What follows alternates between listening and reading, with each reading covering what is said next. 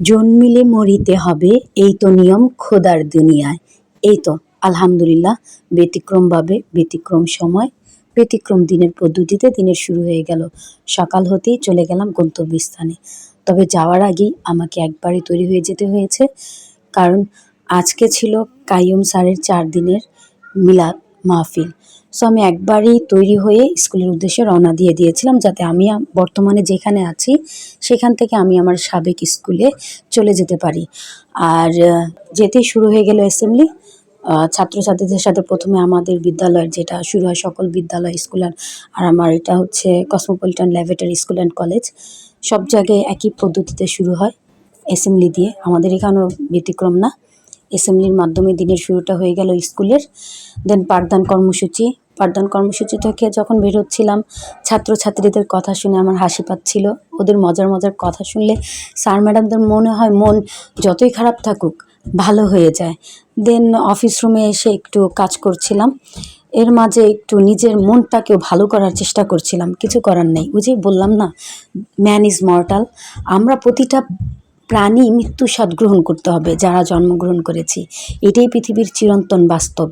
সকল কিছুর মাঝেই এভাবে দিনটা যাচ্ছিল। দেন ওইখান থেকে বের হয়ে আবার ক্লাসে চলে গেলাম।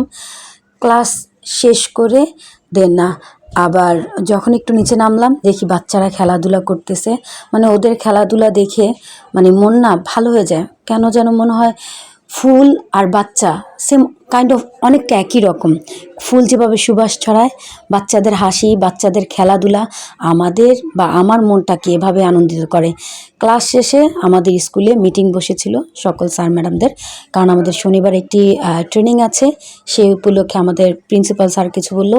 ওইখান থেকে শেষ করে দেন আমি চলে আসলাম আমার পূর্বের বিদ্যালয়ে।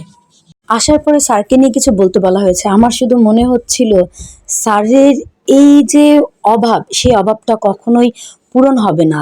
এটা পূরণ হওয়ার নয়, তার শূন্যতা আমাদের মাঝে থেকেই যাবে। দেন ওইখানের মিলাদটা আমরা সবাই মিলে শেষ করলাম, ছোট ছোট বাচ্চারা দিনে, কারণ বাচ্চারা হচ্ছে ফ্রেশ, ওই যে বললাম দোয়া কবুল হয়, দোয়া কবুল হওয়ার। দেন ওইখান থেকে আমরা আমাদের মাদানিতে চলে গেলাম, আমাদের বিদ্যালয়ের পাশে। দেন ওইখানে যে আমরা সমোসার চায়ের অর্ডার দিয়েছি, এর মাঝে আমাদের আরেক মিস হচ্ছে কি বলবো, রোল অর্ডার দিয়েছে। এটা নিয়ে আমরা হাসাহাসি করছিলাম। ম্যাডাম এমন একটা কথা বলেছে, মানে কি বলবো, হাসি আটকে রাখতে পারতেছিলাম না। আমরা সবাই এমনভাবে এসেছি। যাই হোক, এভাবে কিন্তু দিন যাচ্ছে। আর ওই যে বললাম না, মানে দিনের শুরু আছে, শেষটাও তো থাকে, কিন্তু দিনের শুরুটা হয়েছিল আমার আজানের সাথে সাথে, ফজর আজানের সাথে। আলহামদুলিল্লাহ, এর মাঝে আমি একটা কাজ করেছিলাম, সেটা হচ্ছে আমি আজান নামাজ পড়ে দেন আমার যে প্রার্থনা পাঠটা শেষ করে আমি আমার কিউটির জন্য খাবার তৈরি করি, ওর জন্য স্যুপটা রান্না করি অলওয়েজ আমি। তো আজকেও ব্যতিক্রম ঘটেনি, শুধু পার্থক্য ছিল এটাই, পুড়ে ছাই হয়ে গেছে। তার মানে আজকে কিউটি তার স্যুপটা খেতে পারেনি, সেজন্য সে এত রাগ। আমি যে কিউটিকে এত করে ডাকছি, সে কোনো প্রকার রেসপন্স করলো না। এই তো আমার দিনটা এভাবেই কেটে গেল। কার দিনটা কেমন কাটলো অবশ্যই কমেন্টের মাধ্যমে জানাবে। আজকের মতো বিদায় নিচ্ছি, আল্লাহ হাফিজ।